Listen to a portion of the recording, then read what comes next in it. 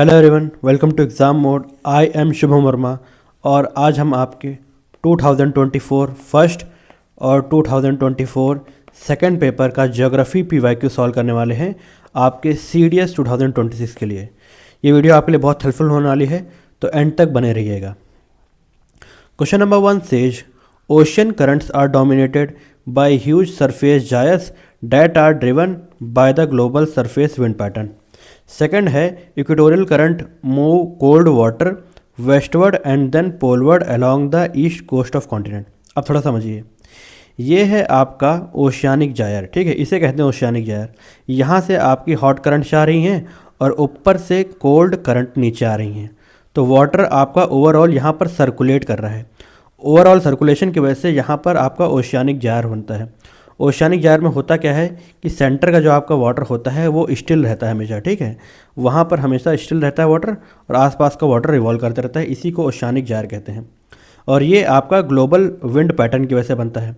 First statement में कहा गया है dominated by surface gyres that are driven by the global surface wind pattern, बिल्कुल सही ऑप्शन है। सेकेंड स्टेटमेंट कही गई है equatorial current moves cold water westward and then poleward along the east coast of continent. अगर आप यहाँ पर देखेंगे कि इक्वेटोरियल करंट जो होती हैं, अगर वो आपकी ऊपर वेस्टवर्ड मूव कर रही हैं eastern part of the continent में, तो ये वार्म करंट लेके बहती हैं, ना कि आपका कोल्ड वाटर लेके। यहाँ पर कोल्ड वाटर की बात करी गई है, इसका मतलब सेकंड स्टेटमेंट आपकी गलत है। तो इस क्वेश्चन का सही आंसर है आपका कौन सा? Statement 1 is correct but statement 2 is false. अगर आपको ओशियानिक करंट के बारे में डिटेल से जानना है तो इसी चैनल पे मैंने वीडियो अपलोड कर रखी है, आप लोग सर्च करेंगे जाकर तो आपको मिल जाएगी, ठीक है। क्वेश्चन नंबर 2 कहता है consider the following statement. Hadley cell are key to understanding the wind pattern of Earth. Hadley cell are found because of the equator is heated more strongly by the sun than other places creating thermal circulation. ये है आपका headless cell, ये कहलाता है headless cell. यहाँ पर जब equator से हवाएं ऊपर उठती हैं तो हेडलेस सेल का फॉर्मेशन होता है, ठीक है। और ये है आपका फेरल सेल और इसे कहते हैं आपका पोलर सेल। हेडलेस सेल जो आपका होता है, यहाँ पर फर्स्ट स्टेटमेंट में कहा गया है are key to understanding the wind pattern of the earth. अगर यहाँ पर हेडले की जगह फेरल पोलर जो भी दे रखा होता तो ये स्टेटमेंट आपकी फिर भी सही होती, क्योंकि ये आपको विंड पैटर्न समझने के लिए बहुत इंपॉर्टेंट कंडीशन होती है। सेकेंड स्टेटमेंट में कहा गया है कि हेडलेस सेल आपके जो फॉर्म होते हैं ये इक्वेटर आपका ज़्यादा गर्म होता है इसलिए फॉर्म होते हैं as compare to other region. बिल्कुल सही बात है, इक्वेटर पे लगभग आपकी जो सन रेज होती हैं वो स्ट्रेट लाइन से फॉल करती हैं, ठीक है। वैसे तो आपके ट्रॉपिक्स पे गिरती हैं लेकिन इक्वेटर पे भी आपके टेम्परेचर ज़्यादा होता है एज़ कम्पेयर टू पोलवर्ड रीजन, ठीक है। तो यहाँ पर टेम्परेचर ज़्यादा होने की वजह से आपका सेकेंड स्टेटमेंट भी बिल्कुल सही हो जाता है। यहाँ पर कहा गया है मोर स्ट्रांगली टेम्परेचर होता है, हीट करता है as compare to other parts of the continent. Second statement सही है। क्वेश्चन नंबर 1 को, जिसमें क्वेश्चन नंबर 2 है, इसमें जो both the statements are correct and statement 2 is correct and explain the statement number 1। Statement number 2 जो है आपकी वो स्टेटमेंट नंबर 1 को एक्सप्लेन कर रही है, इसलिए ए ऑप्शन आपका इसमें सही है। होपफुली आपको हेडलेस सेल वाला क्वेश्चन भी समझ आया होगा। अब क्वेश्चन नंबर 3 की ओर चलते हैं। इसमें कहा गया है which one of the following statement regarding the S waves is not correct. अब थोड़ा समझना, प्राइमरी वेव और सेकेंडरी वेव के बारे में हमने जो ज्योग्राफी का पीवाईक्यू 2025 का सॉल्व किया था फर्स्ट वाला, उसमें मैंने डिटेल से समझाया था। आप लोग अगर नहीं देखे हैं तो एक बार जाके उसे देखिए, ढंग से समझ जाएंगे, ठीक है। वैसे यहाँ पर अगर हम बात करें तो एक होता है प्राइमरी वेव, एक होती है आपकी सेकेंडरी वेव। यहाँ पर गिवन है secondary waves are slower than primary wave. हमेशा याद रखना है कि सेकेंडरी वेव आपकी स्लोअर होती हैं as compare to primary wave. Primary wave आपकी फास्ट चलती हैं। इसका मतलब है फर्स्ट स्टेटमेंट आपकी करेक्ट गिवन है। सेकेंड स्टेटमेंट में कहा गया है during an earthquake S wave are less destructive to structure like the building and highway ओवरपासेस।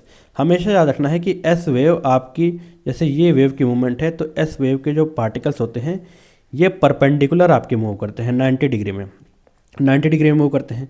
और प्राइमरी वेव में जिस वेव की डायरेक्शन आपकी जिधर होती है उसी डायरेक्शन में आपकी वेव की मूवमेंट्स होती है पार्टिकल्स की। इसका मतलब है कि सेकेंडरी वेव जो होती है वो ज़्यादा डिस्ट्रक्शन आपकी क्रिएट करती है, क्योंकि आपकी 90 डिग्री पर डिस्ट्रक्शन क्रिएट करते हुए चलती है। तो यहाँ पर लिखा गया है कि S waves are less destructive. इसका मतलब है ये स्टेटमेंट आपकी गलत हो जाती है। अब थर्ड स्टेटमेंट हम लोग पढ़ते हैं। इसमें कहा गया है S waves can travel only through the solids and can not travel through the earth outer core. और फोर्थ में कहा गया seismologist have concluded the earth outer core must be liquid और फ्लूइड। हमेशा याद रखना है कि एस वेव सिर्फ और सिर्फ आपके सॉलिड में ट्रैवल करती है, ये लिक्विड में ट्रैवल नहीं कर पाती है। प्राइमरी वेव जो आपकी होती है ये बोथ आपके सॉलिड में और आपके लिक्विड दोनों में ट्रैवल कर सकती है। इसी की वजह से हमें पता चला कि हमारा जो अर्थ का कोर है उसके जो आउटर कोर है, जब हमने ऊपर से सिस्मोलॉजिस्ट ने सेकेंडरी वेव को डाला तो ये क्रॉस नहीं कर पाई आउटर कोर को आपको, तब इनको पता चला कि जो कोर के आसपास का रीजन है वो ज़रूर आपका लिक्विड रीजन रहा होगा, सेमी लिक्विड रीजन रहा होगा, इसीलिए आपकी सेकेंडरी वेव यहाँ क्रॉस नहीं कर पाई। इसी से हमको पता चलता है कि outer core must be liquid. तो ये दोनों स्टेटमेंट आपकी इस तरीके से सही हैं। होपफुली आपको प्राइमरी और सेकेंडरी वेव का ये कॉन्सेप्ट भी समझ आया होगा। अब क्वेश्चन नंबर नेक्स्ट पे चलते हैं। यहाँ पर कहा गया है कंसिडर द फॉलोइंग स्टेटमेंट। यहाँ पर बाजरा और रागी के बारे में बात किया गया है। कहा गया है कि जो बाजरा होता है वो आपके राजस्थान, उत्तर प्रदेश और गुजरात के आसपास के रीजन में ग्रो करता है, और रागी कर्नाटक और तमिलनाडु। बिल्कुल सही बात है, ये इनके ग्रोइंग रीजन्स है और इसमें बिल्कुल करेक्ट इन्फॉर्मेशन दे रखी है। बेसिक एनसीईआरटी ये क्वेश्चन है, ज़्यादा कोई हार्ड नहीं है। अगली बात करी गई है bajra grows well in sandy and shallow black soil. अगर आपको राजस्थान के आसपास के एरिया के बारे में जानकारी है तो आपको पता होना चाहिए कि उससे आसपास का रीजन आपका सैंडी होता है और ब्लैक सॉइल वहाँ डोमिनेट करती है।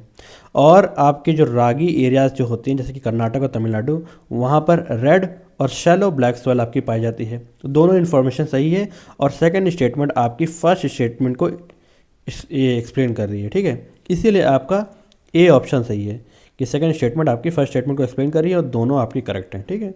तो ये क्वेश्चन का आंसर भी हमने ऐसे सीख लिया। नेक्स्ट क्वेश्चन कहा गया है cumulonimbus cloud develop from which among the following cloud. अब यहाँ पर क्लाउड्स के बारे में बताया गया है। क्लाउड्स के बारे में जो 2025 का जो सेकंड पेपर हमने सॉल्व कर रखा है इसी चैनल पे, उसमें मैंने डीप में आपको क्लाउड्स के बारे में इन्फॉर्मेशन समझाई है। क्लाउड्स के बारे में ज़्यादा जानने के लिए आप लोग उस वीडियो को जरूर देखिए, उसमें भी बहुत अच्छे से मैंने कॉन्सेप्ट समझा रखा है। तो यहाँ पर इस क्वेश्चन का अगर हम आंसर देखें as per our previous information, तो इस क्वेश्चन का आंसर आपका है क्यूमुलस कंजस्टस क्लाउड्स, ठीक है। प्योरली फैक्चुअल है, अगर आपको बेसिक इन्फॉर्मेशन है तो ये क्वेश्चन आपका सही हो जाता। बाकी डिटेल से क्लाउड के बारे में जानने में वो वीडियो जरूर देख लीजिएगा, आपके क्वेश्चन काफ़ी रिपीट होते हैं क्लाउड से। अगला क्वेश्चन है which kind of mass wasting process are commonly associated with creep.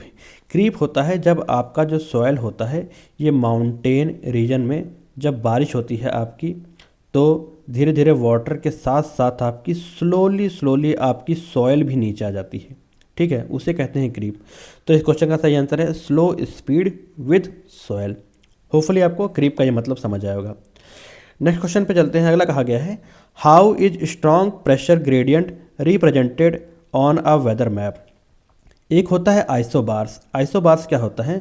Isobars आपके डिफरेंट लोकेशंस को कनेक्ट करता है जहाँ पर आपके इक्वल प्रेशर्स होता है। इक्वल प्रेशर वाले रीजन को कनेक्ट करता है, उससे कहलाता है आइसोबार, याद रखना है। और जितने क्लोजली आपके आइसोबार्स एसोसिएट होंगे उतना ही ज़्यादा आपका प्रेशर ग्रेडियंट आपका स्टीप होगा, ठीक है। उतना ही स्टीप या स्ट्रॉन्ग आपका प्रेशर ग्रेडियंट होगा जितने नज़दीक आपके आइसोबार्स कहलाएंगे। इसका मतलब इस क्वेश्चन का सही आंसर है आपका क्लोजली स्पेस्ड आइसोबार, ठीक। और जितने ज़्यादा दूर होंगे उतना ज़्यादा आपका वीक प्रेशर ग्रेडियंट होगा, ये दिमाग में रखना है। अगला क्वेश्चन कहता है which of the following states is or are a part of Ganga basin. अब गंगा बेसिन में हिमाचल प्रदेश का कुछ लेना देना नहीं है, हमको सिंपल सी बात पता है, ठीक है। तो इसको हम एलिमिनेट कर देते हैं, तो डायरेक्टली हमारा आंसर निकल जाता है कि छत्तीसगढ़ के आसपास में आपके गंगा बेसिन का रीजन पाया जाता है। सोन ट्रिब्यूटरी है आपकी गंगा की यहाँ, इसीलिए ये रीजन जो है छत्तीसगढ़ का रीजन जो आपका नदर्न वेस्टर्न पार्ट होता है ये सोन की ट्रिब्यूटरी का एरिया होता है, इसीलिए ये ऑप्शन आपका सही है। अच्छा, राजस्थान की जो ट्रिब्यूटरी हैं जैसे कि राजस्थान में जैसे नदियाँ जैसे आपकी बह रही हैं चंबल वगैरह, ठीक, चंबल वगैरह जो बह रही हैं ये आपकी यमुना की ट्रिब्यूटरी होती हैं। किसकी? यमुना की ट्रिब्यूटरी होती हैं, डायरेक्टली आपकी गंगा की ट्रिब्यूटरी नहीं होती है, इसीलिए ये स्टेटमेंट आपका गलत है। तो क्वेश्चन का सही आंसर है आपका ए ओनली। मैप पे जरूर कमांड कर लीजिए, मैप से क्वेश्चन हमेशा पाए जाते हैं। रिवर्स माउंटेन से क्वेश्चन डेफिनेटली एक ना एक क्वेश्चन आपके एग्जाम में आता जाता है। नेक्स्ट क्वेश्चन कहता है which of the following statement regarding the Ryan river. Ryan river के बारे में बात करी गई है। राइन रिवर आपके जर्मनी में फ्लो करती है। कहाँ पर? जर्मनी से ओरिजिनेट करती है, दिमाग में रखना है। और राइन रिवर के पास आपका एक बहुत इंपॉर्टेंट पोर्ट है जिसको कहते हैं रॉटरडैम पोर्ट, ठीक है। तो यहाँ पर लिखा गया है port of Rotterdam is located on the mouth of the Ryan river. बिल्कुल करेक्ट स्टेटमेंट में, इसमें कोई डाउट की बात ही नहीं है। फर्स्ट स्टेटमेंट कहा गया है कि जो राइन आपका है इम्पॉर्टेंट इंडस्ट्रियल एक्टिविटी के लिए वो आपका नज़न जनवरी में है। तो ये दिमाग में रखना है। जैसे ये जर्मनी है तो राइन का जो इम्पोर्टेंट इंडस्ट्रियल एरिया है वे आपकी वेस्टर्न जर्मनी में है। कहाँ पर है? वेस्टर्न जर्मनी में, ना कि आपके नदर्न जर्मनी में। तो इस क्वेश्चन का फर्स्ट स्टेटमेंट गलत है, सेकंड स्टेटमेंट आपका सही है। तो क्वेश्चन नंबर 89 का बी ऑप्शन बिल्कुल करेक्ट है। राइन रिवर के बारे में, यूरोप के बारे में, इम्पॉर्टेंट जो रिवर्स कहाँ से निकलती हैं, इम्पॉर्टेंट माउंटेन से कि आपका ब्लॉक माउंटेन है कि कौन सा माउंटेन है, important state, important passes, important sea जो यूरोप के रीजन में है, यहाँ से क्वेश्चन आते हैं। तो मैप पे जरूर कमांड कर लीजिए, ज़्यादा दिमाग लगाने की ज़रूरत नहीं है। बिल्कुल सिर्फ बेसिक अगर मैप की जानकारी होगी तो चीज़ें आपके लिए बेहतर हो जाएंगी। नेक्स्ट क्वेश्चन कहता है which of the following peaks are situated in India. India में कौन सी पीक सिचुएटेड है? अगर सिंपल से हम बात जाने तो मकालो हमको पता है कि हमारे जो चाइना और नेपाल के बॉर्डर पे आपका मकालू रेंज पाई जाती है। मतलब फोर्थ स्टेटमेंट यहाँ से ऐसे एलिमिनेट हो जाती है। धौलागिरी हम जानते हैं कि धौलागिरी है आपके कहाँ पर? नेपाल में। जब नेपाल में है तो फर्स्ट स्टेटमेंट यहाँ से काट लीजिए। सिंपल से दो बचते हैं, नमचा बरवा और कामेत, ये आपके इंडिया में सिचुएटेड है पीक। ठीक है, तो इस क्वेश्चन का सही आंसर है आपका सी ऑप्शन। ज़्यादा कोई हार्ड क्वेश्चन नहीं था, सिंपल मैप की इन्फॉर्मेशन से हमने क्वेश्चन सॉल्व किया है। नेक्स्ट क्वेश्चन हमारा कहता है which one of the following is related to the global dimming. Global dimming का कॉन्सेप्ट यहाँ पर पूछा गया है।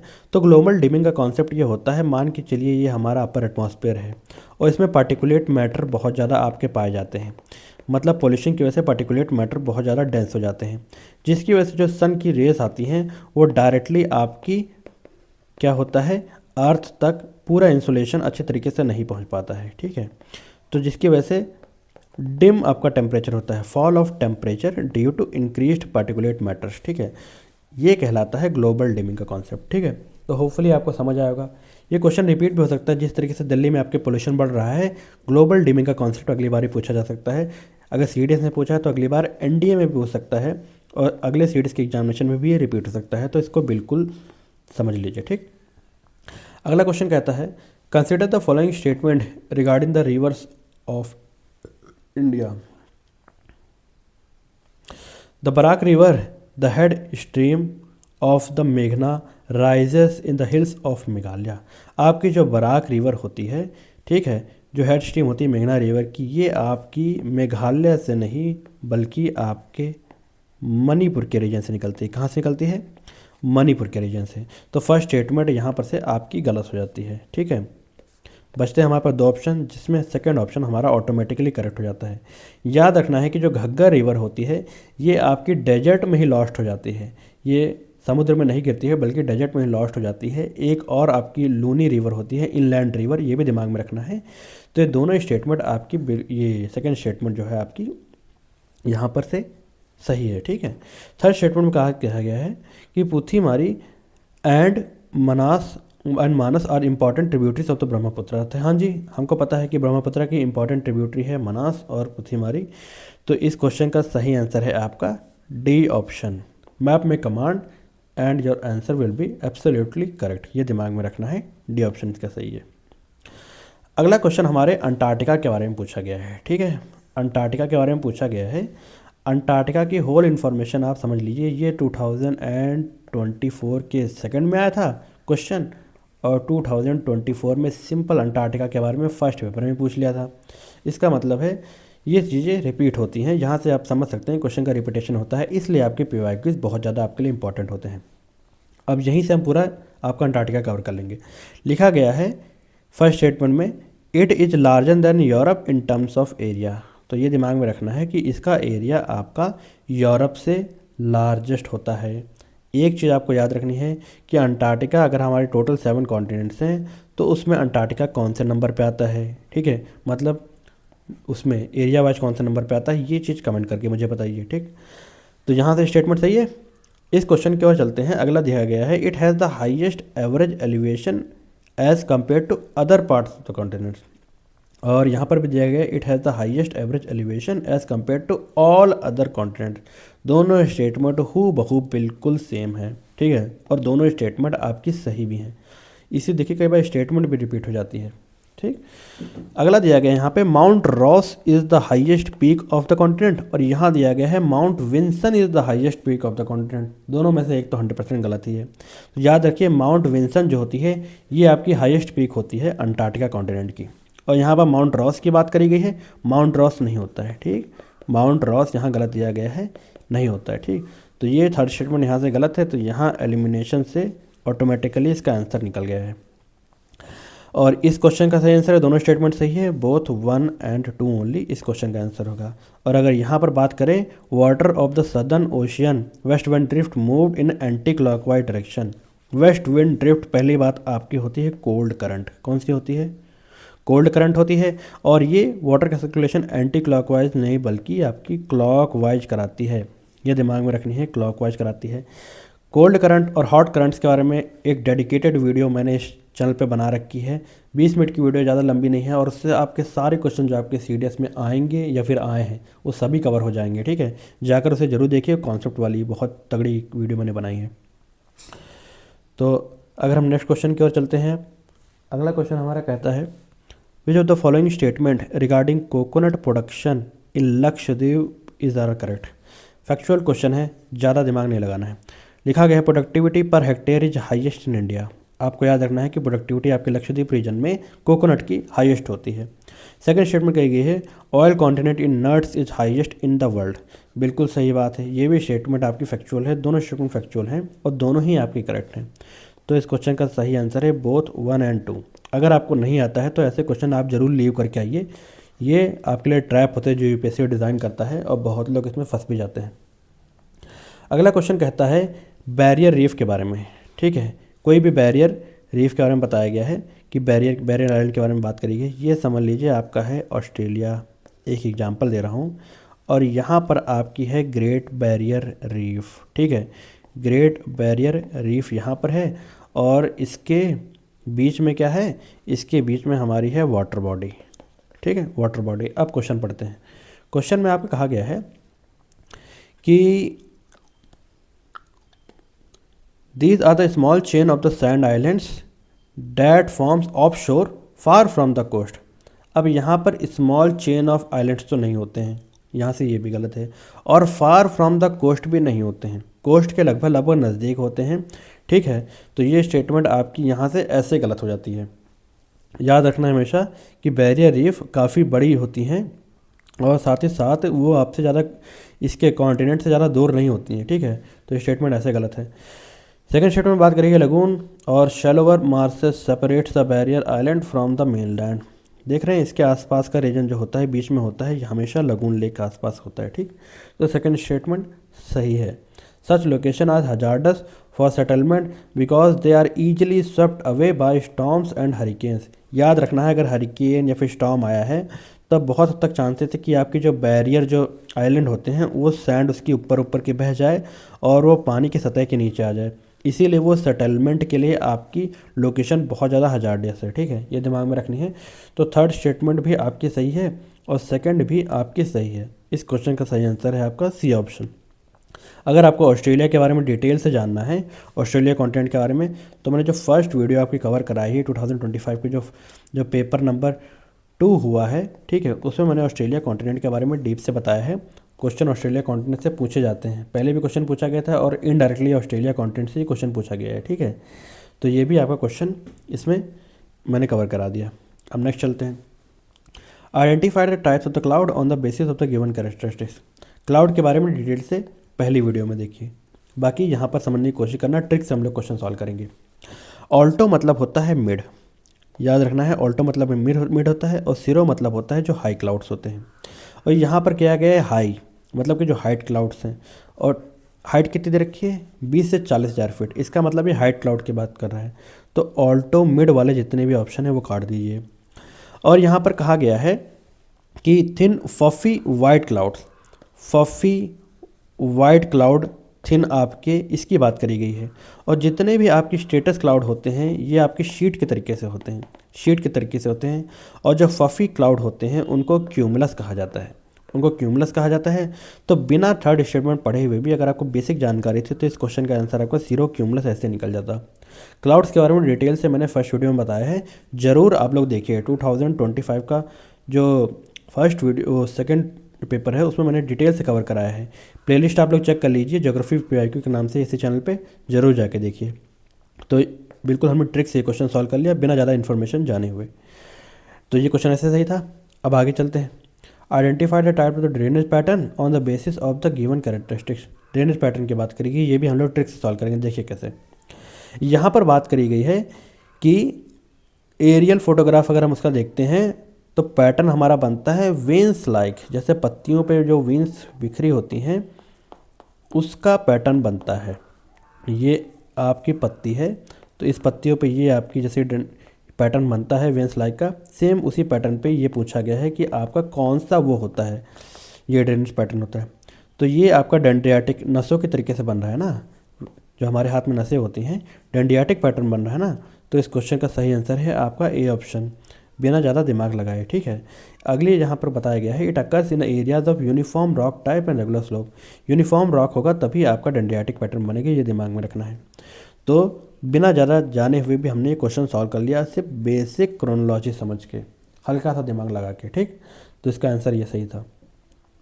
नेक्स्ट जो हमारा क्वेश्चन गिवन है, यहाँ गिवन है how can one determine the relative humidity on a particular day at a given place.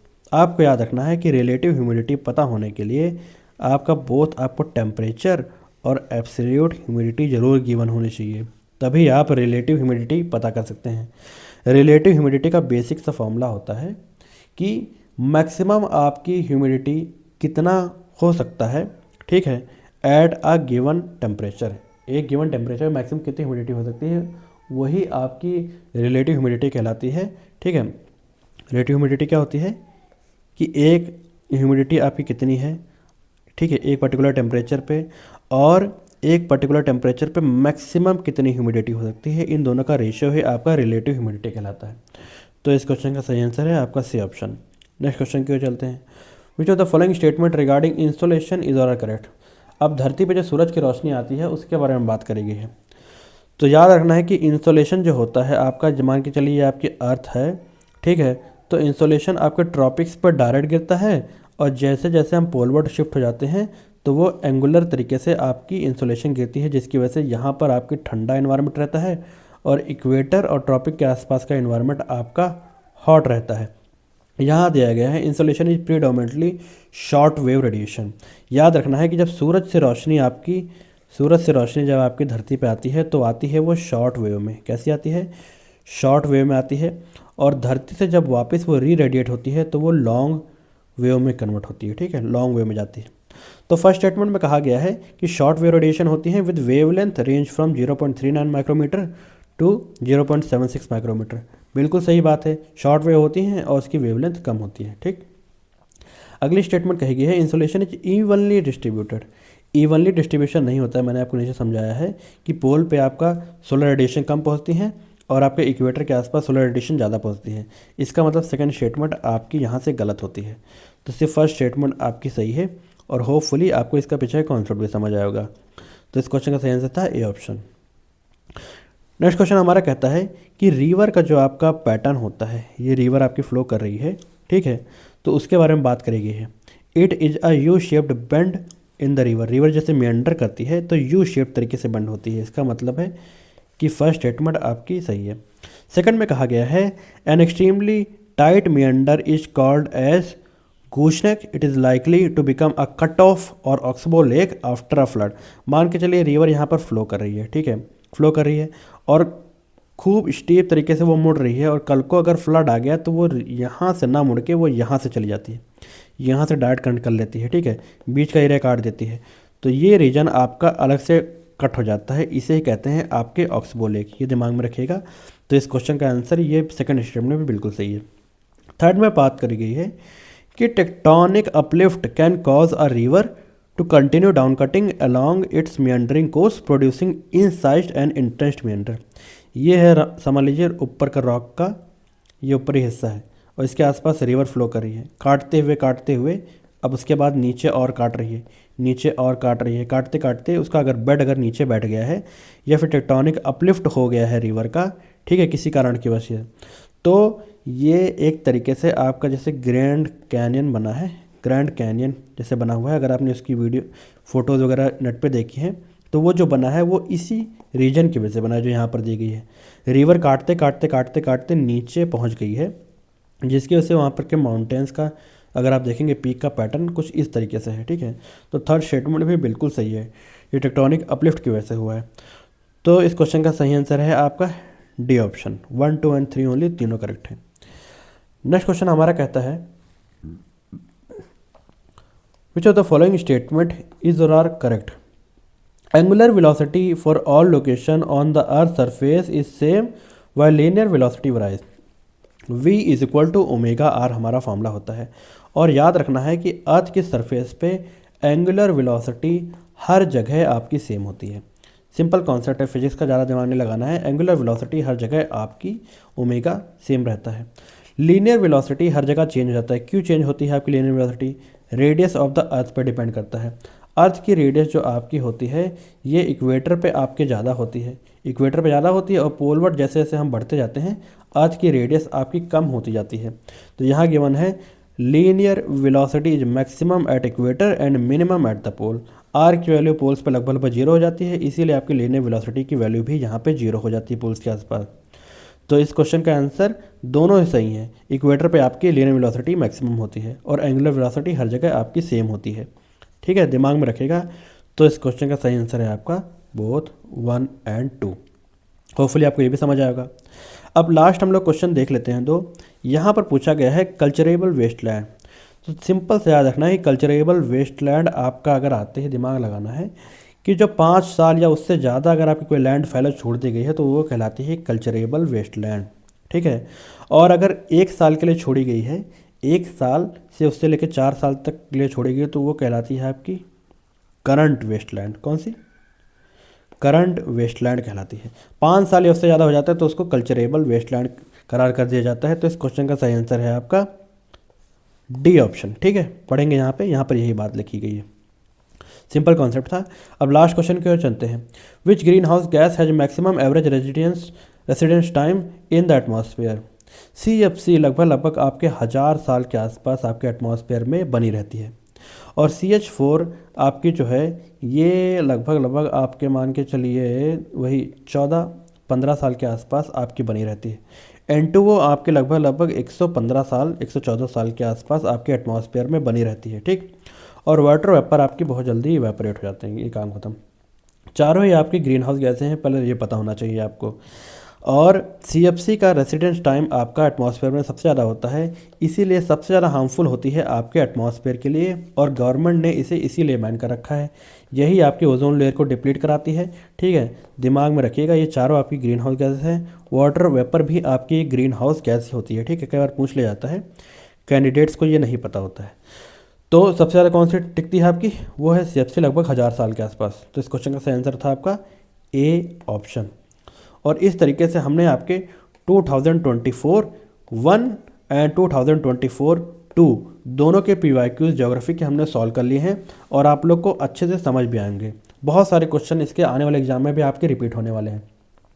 तो ये वीडियो अगर आपको इन्फॉर्मेटिव लगी हो तो इस वीडियो को ज़रूर लाइक कीजिए, और चैनल पे नए हैं तो चैनल को ज़रूर सब्सक्राइब कीजिए। इस चैनल पे मैं CDS और NDA का सिलेबस आपको कवर करा रहा हूँ, और डेली हम लोग 5 आपके CDS के लिए क्वेश्चन सॉल्व करते हैं, ठीक है जी, इसके आपके GS के। तो वो लोग भी आप चेकआउट कर सकते हैं और अपनी तैयारी को कैसा है ये देख सकते हैं। तो अगर आपको वीडियो फ्रेंड्स अच्छी लगी हो तो इस वीडियो को ज़रूर लाइक कीजिए, ठीक है, और अपने दोस्तों के साथ ज़रूर शेयर कीजिए। मिलते हैं नेक्स्ट वीडियो में आपके 2023 के PYQs के साथ, ठीक है। तब तक के लिए जय हिंद, जय भारत।